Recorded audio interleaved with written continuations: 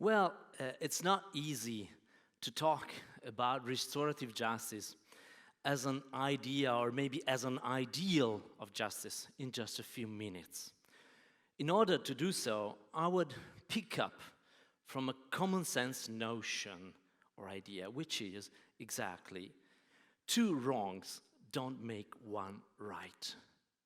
How to react to injustice in a way that doesn't imitate the logic of injustice or the structure. And restorative justice is exactly about this question: how to do justice by making things right.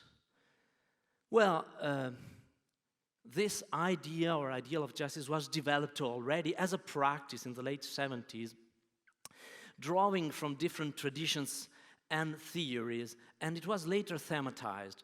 But it came up with the main proposal of imagining justice as a way to react to a harm, a crime, a violence, whatever, intended to be not just a law breach, but a violation between people and relationships that involves an answer that will involve those persons at stake with that specific harm and offense in a way that is meant to make them cooperate, enter a dialogue, and try to sort out a solution that is meant to repair, to reconcile, to make things right, as I said.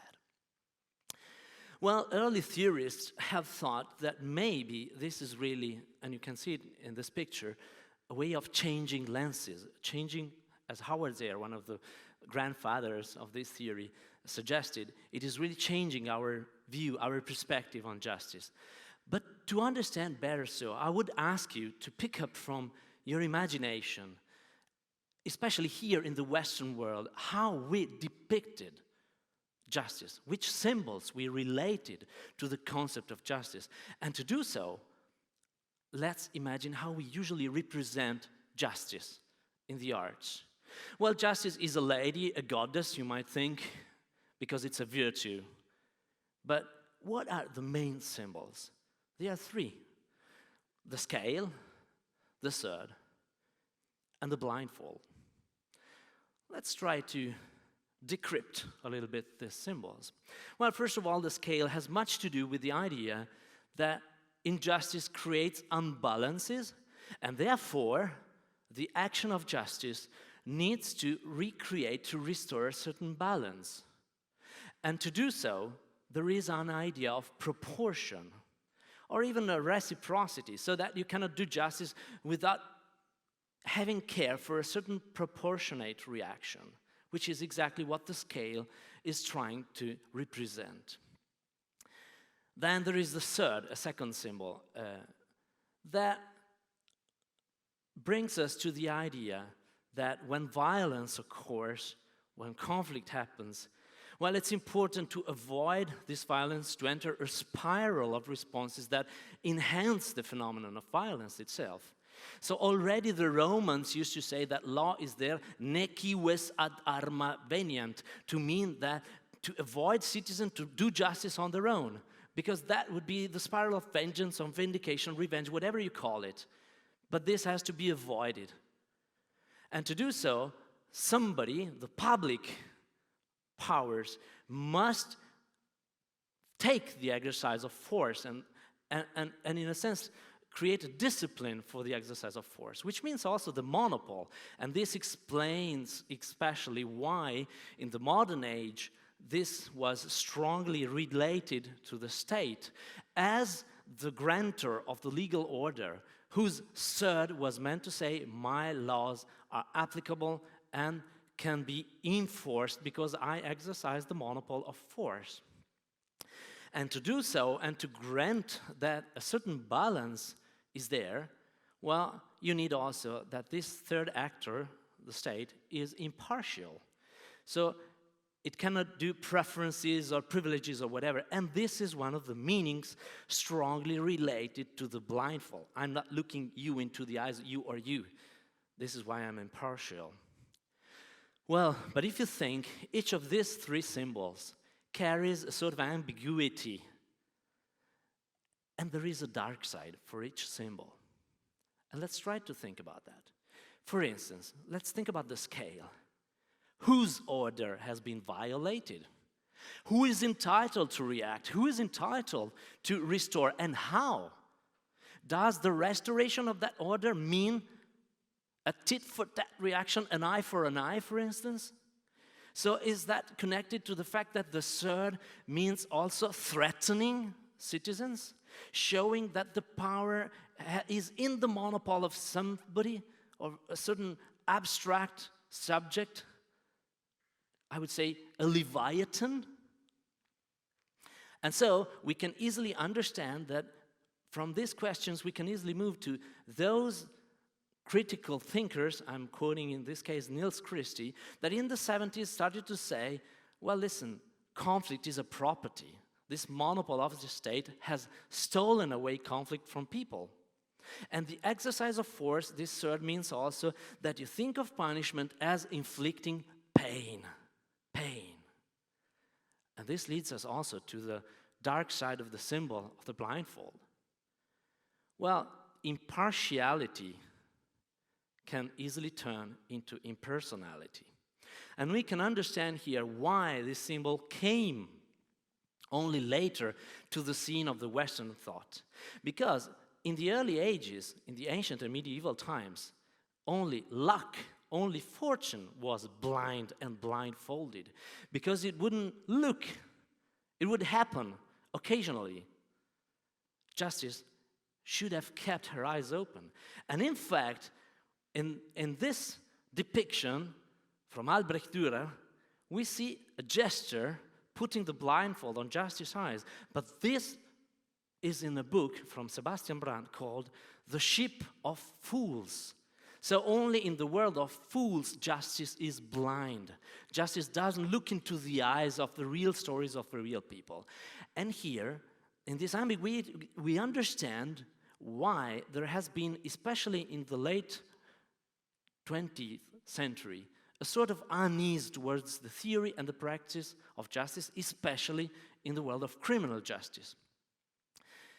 And this has brought the idea that, in a sense, there is a parting of the way. On the one hand, you have the way people feel and experience conflict, crime, the issue for justice, and on the other, you have what the legal order is meant to grant and foster. And this criticism was intercepted, in a sense, by restorative justice, mostly, before being a theory, as an attempt that happened in the 70s, and I'm picking up from this case that later on was an example for other cases that happened in Elmira, in Canada, in a small city, in a small town, where a normal fact, let's say normal fact, happened, but had a different way to be solved. In this case, two youngsters were pleading guilty for having vandalized 22 properties. And it was a common story. You enter a guilty plea and you start bargaining on the punishment, but this means incarceration, going to jail, and trying to reduce at least the amount of years that you will be in jail. But there was already some sensitivity among those communities that was asking different questions.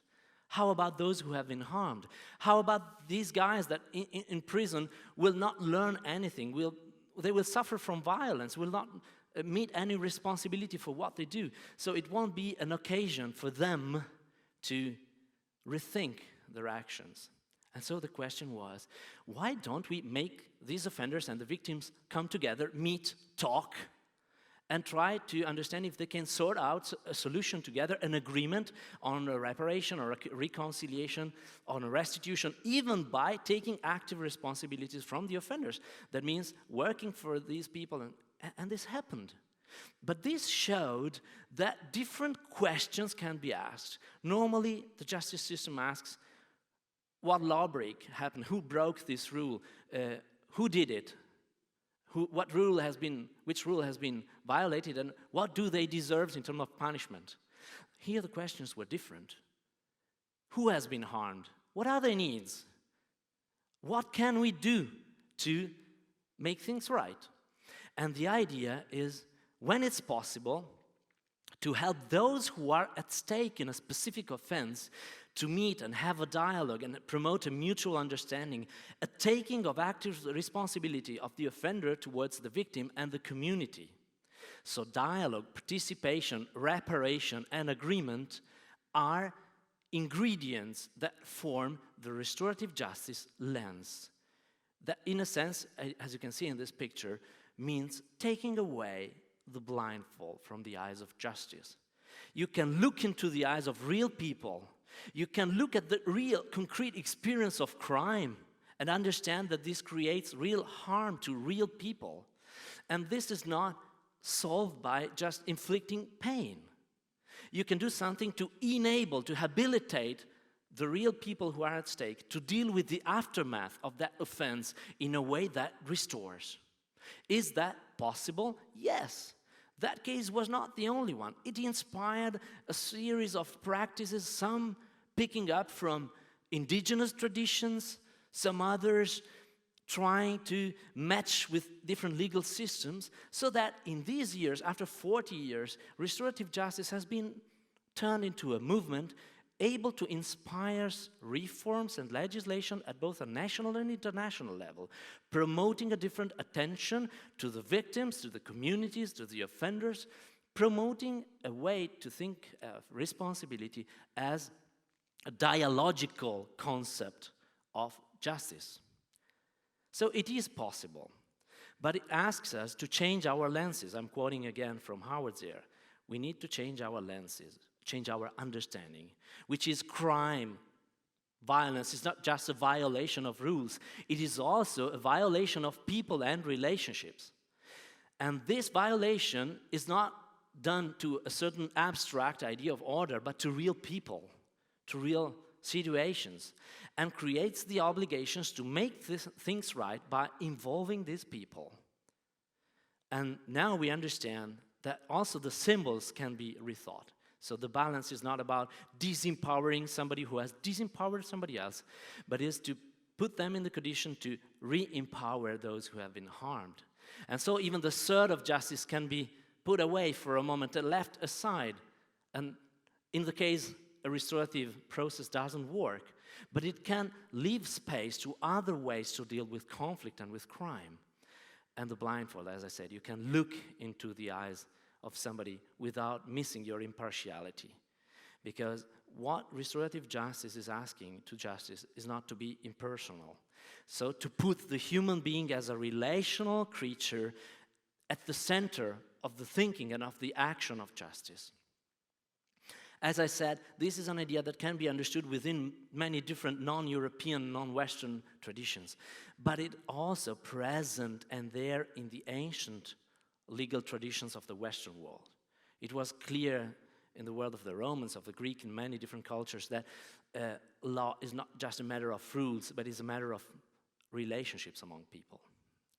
So, and we see it already in the Iliad, for instance, the depiction of the process in the shield of the warrior Achilles, that clearly outlines the community meaning of doing a process, of putting people to discuss about a restitution, but also the meeting of King Priam with Achilles to negotiate the restitution of the corpse of his son Hector, who had been killed by Achilles and not buried as the laws would require, also to the enemies.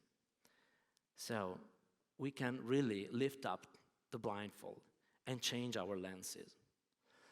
And to do so, we have to understand something.